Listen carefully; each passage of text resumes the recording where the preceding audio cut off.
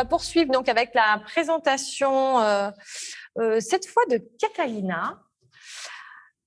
Super, merci William. Bienvenue pour de vrai. Merci Constance, merci pour l'invitation.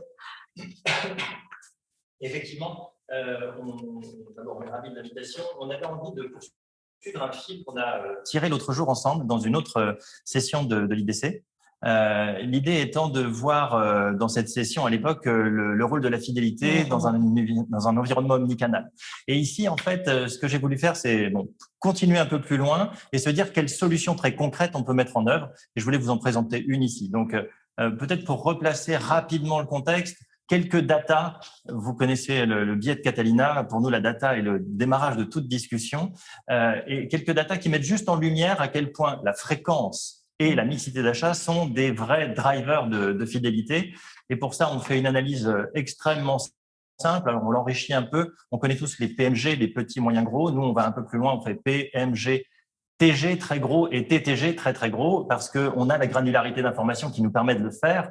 On suit 90% des foyers français avec leur carte de fidélité, donc on a une finesse d'information qui permet d'aller vraiment dans le détail. Et là, on s'aperçoit de quelques informations assez spectaculaires à chaque fois. Ici, il s'agit d'un cas réel. Ils sont des pâtes alimentaires, donc rien de très exotique, c'est plutôt mainstream. Mais vous voyez très vite que ces fameux shoppers qui sont ici en jaune, qui représentent seulement 5% des clients, pèsent 30%, 29% précisément du chiffre d'affaires de la marque et vont acheter 13 fois par an. À l'opposé du spectre, on se retrouve avec, allez, grosso modo, je fais un bundle des 25% les plus petits et puis des 25% qui sont à peine au-dessus. Et donc, 50% des acheteurs de la marque vont en réalité peser, vous le voyez juste en dessous, 9 plus 5, 14% en fait du chiffre d'affaires de la marque. 50% des acheteurs, 14% du chiffre. Et là encore, le vrai facteur discriminant, c'est la fréquence. Ils achètent moins de 2 fois par an. On est sur une marque de pâtes alimentaires, encore une fois. Donc ça, c'est un premier élément, c'est cette fréquence. Le deuxième élément, c'est la mixité. On avait pris cet exemple, une marque de cosmétiques, de produits d'hygiène beauté, on va dire de façon large.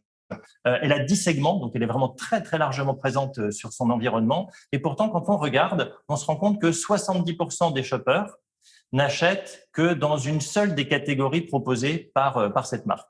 Et ils dépensent à peu près 5 euros.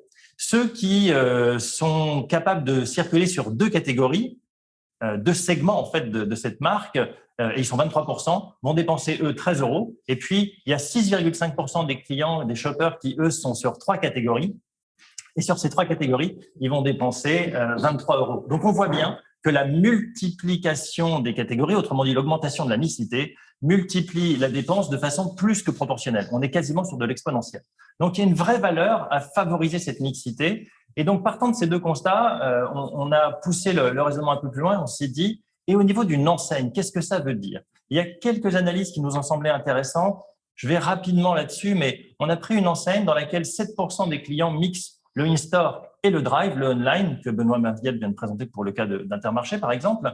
Donc, on a 7% de clients qui sont mixeurs. Et ces 7% de mixeurs, on se rend compte qu'ils fréquentent 1,5 fois plus l'enseigne qu'un client exclusif magasin. Et ils dépensent 30% de plus grâce notamment à leur panier, un panier moyen qui est supérieur à 30% de plus qu'un exclusif.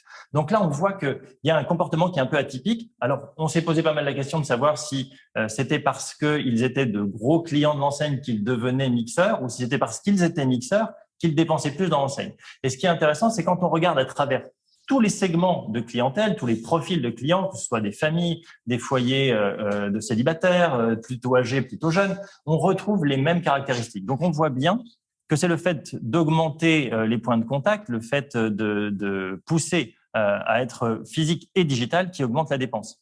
Et puis, dernier élément intéressant, c'est que quand ils se mettent à consommer plus, ces consommateurs mixeurs dépensent 20%, vont 2 fois plus vite que les consommateurs exclusifs. Donc, ils sont non seulement plus gros clients, mais ils croient plus vite.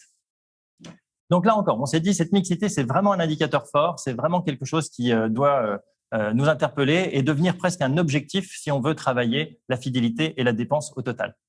Bienvenue, Michael.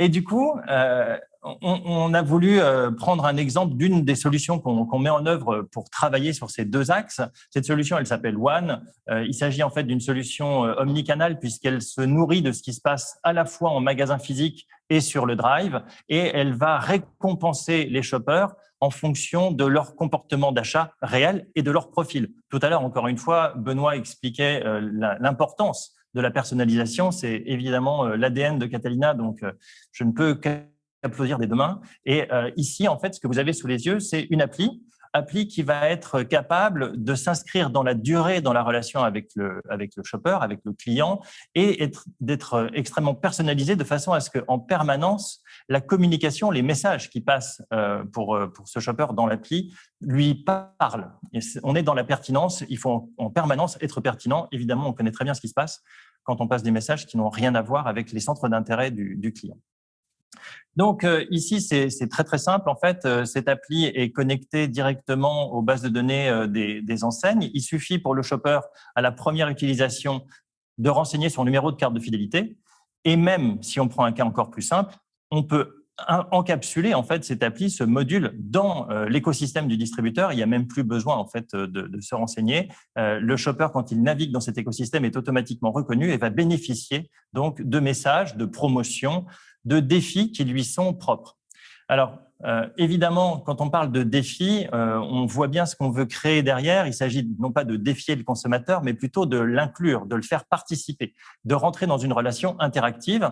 Et ici, très simplement, on va tourner beaucoup autour des notions de jeu, donc de la gamification, mais aussi du partage sur les réseaux sociaux, donner son avis, répondre à un quiz, regarder une vidéo au sujet d'une proposition du magasin ou de la marque, et tout ça va créer un peu plus de proximité. Alors, je n'oublie pas évidemment qu'on est sur une appli, mais pour autant, tout ce qui va se passer, comme je disais tout à l'heure, dans le magasin va être également pris en compte, ce qui se passe sur le drive, et que ce soit d'ailleurs un drive vrai ou une livraison à domicile. On a une vision complète en fait du comportement du client et des points d'achat du client.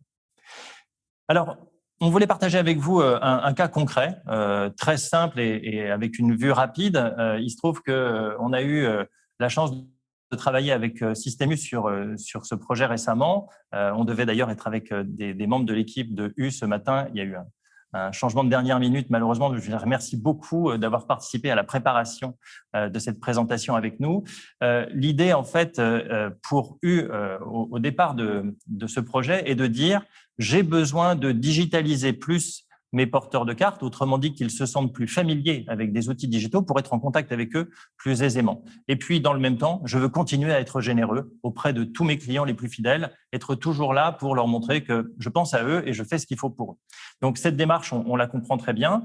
On a donc pris la solution que je viens de vous présenter, One, et on l'a encapsulée dans l'écosystème U et très précisément dans l'appli qui s'appelle Mon Magasin U. Et vous voyez que automatiquement, évidemment, ce sont les couleurs de U qui sont représentées ici.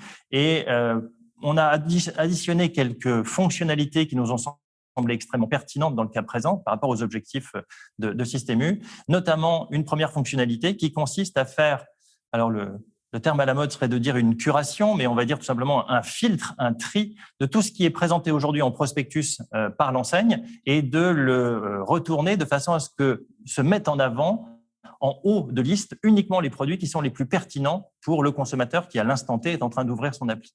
Donc, ces clients du magasin voient leur travail de filtre, de tri, de sélection des offres qui sont promues dans l'enseigne extrêmement facilité par cette démarche, et donc il gagne du temps, et l'enseigne, du coup, peut revaloriser tous les efforts qu'elle fait dans ses travaux de négociation avec les marques.